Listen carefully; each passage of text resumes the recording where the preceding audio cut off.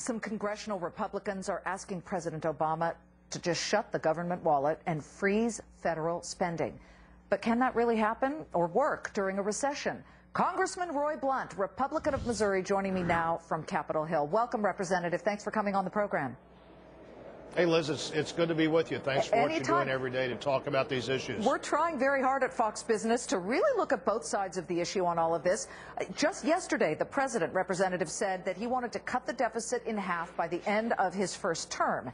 And you're suggesting now freezing government spending. We've just put in $787 billion into a stimulus plan here. How would this work? How can this work? Well, obviously you could freeze spending on the rest of the budget. You know, to give you an idea how much $800 billion is, the entire discretionary budget of the country is $1 trillion. Half of that to defend the country, half of that to do everything else that we actually vote on every year. They just increased this kind of spending by 80%.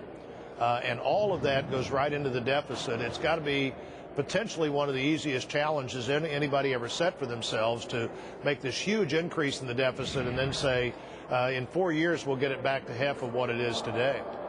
Okay, so how would it work if you freeze government spending? Let's talk about this. We're looking at the top 5 stimulus expenditures. Those would be Medicaid, education, jobless benefits, highway improvements, and health care. But talking about basic government spending, how do you shut it down?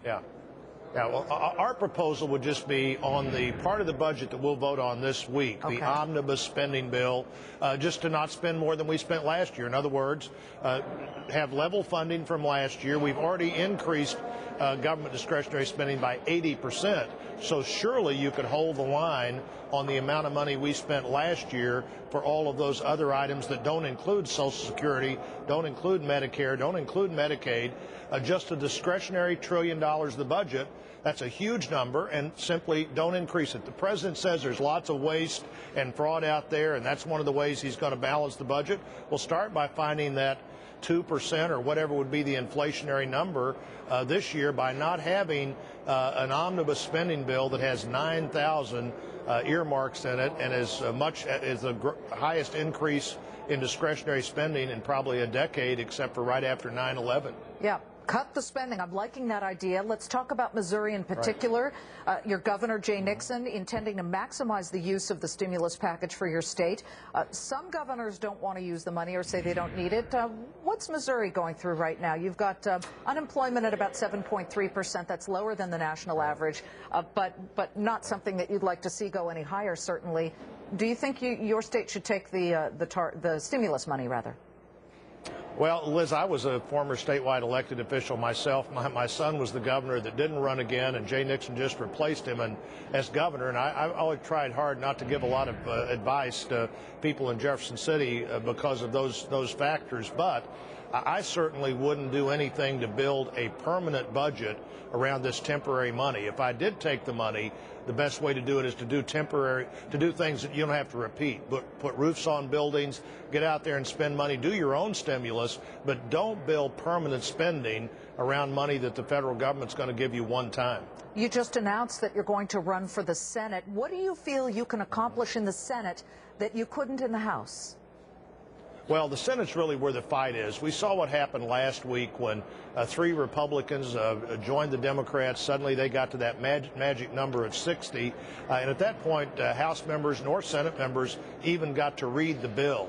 It's really the last check and balance in the system in Washington right now is 41 Republicans in the Senate.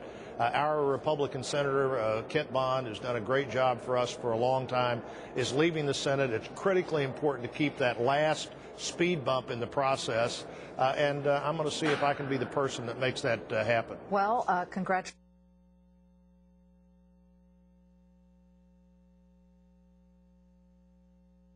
Want him to succeed?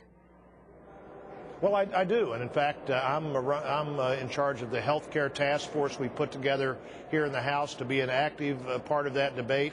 I've told both the Vice President and the President that here's an area where we could find a solution if we wanted to, but we can't find a solution if the side that got 53% in the election wants 100% of the solution. If it's 53 them, 47 us, my sense is we can do a lot to solve this critically important problem, as we could many others but it's not going to be a take it or leave it kind of operation. That's not the way the country works best. It's not the way we've worked in the past, and it's not the way we're going to be able to work effectively going forward. Congressman Roy Blunt, will you join us again? I will. Thanks for having me on, Liz. Anytime. Thank you so much. We appreciate it. Coming up, we've got the stocks you need to keep your eye on, and there are quite a few of them.